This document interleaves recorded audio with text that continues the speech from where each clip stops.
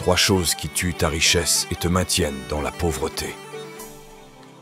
Chère famille, aujourd'hui, je serai très pratique pour te montrer les 3 choses qui tuent ta richesse et te maintiennent dans la pauvreté.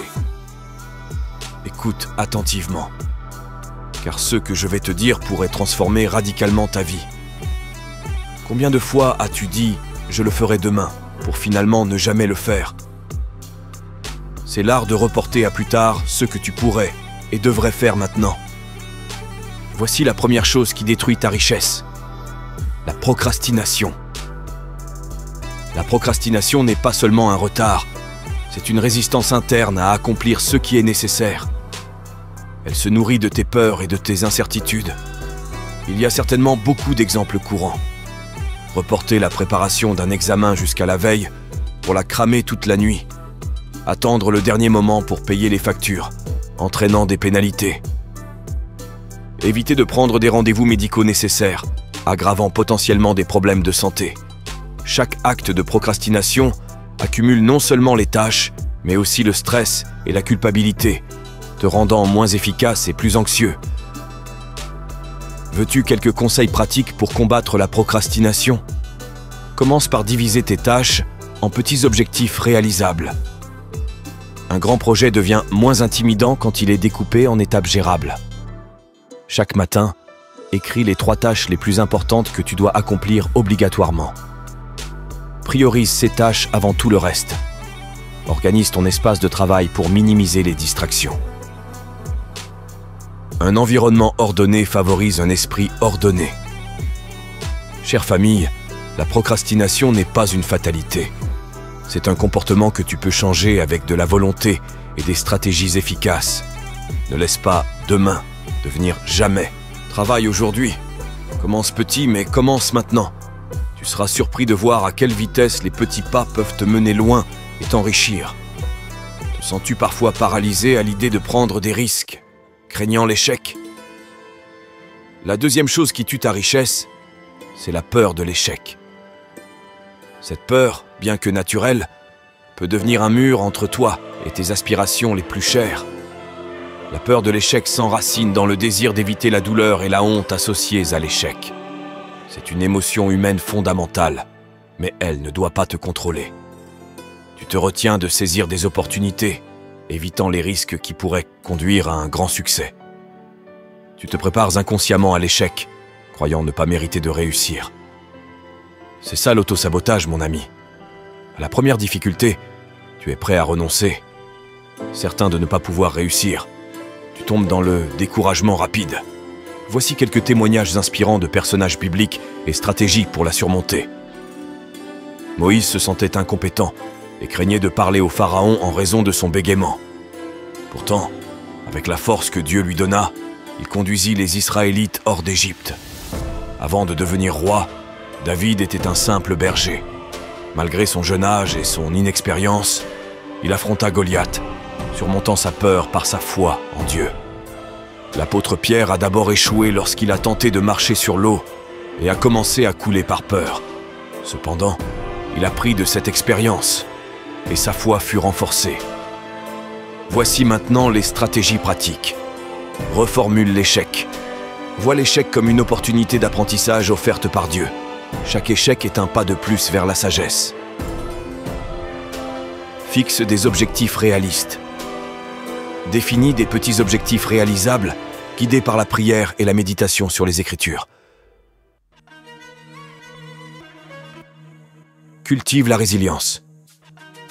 Cherche du soutien dans ta communauté et dans la parole de Dieu. Permets à ces ressources de te fortifier face à l'adversité.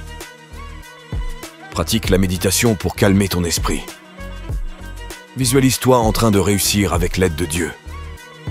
Trouve des mentors ou un accompagnateur ou encore un ancien dans ta communauté. Des personnes qui ont surmonté leurs propres peurs et peuvent partager leur sagesse. Et n'oublie jamais que la peur de l'échec ne doit pas te définir. Elle peut être un signe que tu es sur le point de franchir un seuil important. Ainsi, lève-toi, travaille avec foi, apprends de tes erreurs et continue de marcher sur le chemin que Dieu a tracé pour toi. Commence ce voyage aujourd'hui, armé de foi et de courage. Écoute, As-tu déjà entamé une journée sans savoir ce que tu allais faire, pour finir par ne rien accomplir d'important? C'est cela le manque de planification, la troisième chose qui bloque ta richesse. Mon ami, sans plan, il est presque impossible de réaliser pleinement tes ambitions. C'est comme naviguer sans boussole. Planifier, c'est prévoir des étapes concrètes pour atteindre tes objectifs. Cela te permet de visualiser ta route vers le succès et d'organiser tes ressources et efforts. Voici quelques exemples concrets. Imagine que tu veux apprendre une nouvelle langue. Sans plan, tu risques de te disperser. Mais avec un emploi du temps précis, des objectifs quotidiens et hebdomadaires, tu avanceras de manière structurée. Si tu es entrepreneur, élaborer un business plan détaillé te permettra de suivre tes progrès, de gérer ton budget et de te préparer à d'éventuels obstacles. Les bénéfices de la planification. Clarification des objectifs. Meilleure gestion du temps. Réduction du stress grâce à une approche organisée. Augmentation de la productivité et de l'efficacité. Mais comment commencer à planifier efficacement? Commence par définir clairement ce que tu veux atteindre. Sois spécifique, mesurable et réaliste. Divise tes grands objectifs en sous-objectifs plus petits et gérables. Cela rendra le processus moins intimidant et plus abordable. Établis des priorités parmi tes tâches. Distingue ce qui est urgent de ce qui est important pour optimiser ton emploi du temps. En ce qui concerne les outils de planification, utilise des outils comme des calendriers Google ou des planificateurs physiques pour organiser tes jours, semaines et mois. Des applications comme Trello ou Asana peuvent t'aider à suivre tes progrès et à rester sur la bonne voie. Prends le temps chaque semaine de revoir ton plan.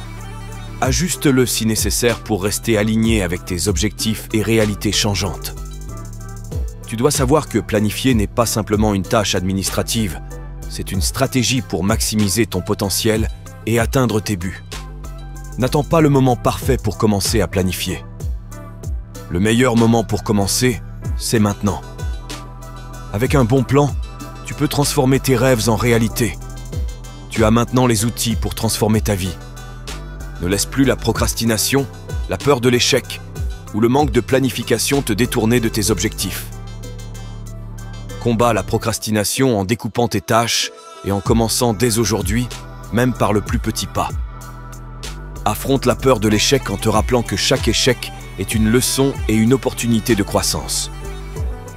Adopte une planification rigoureuse pour clarifier tes objectifs et maximiser ton efficacité. Un bon plan est la carte qui te mènera à la réalisation de tes rêves. Maintenant, lève-toi. Mets en pratique ce que tu as appris. Commence petit, mais pense grand.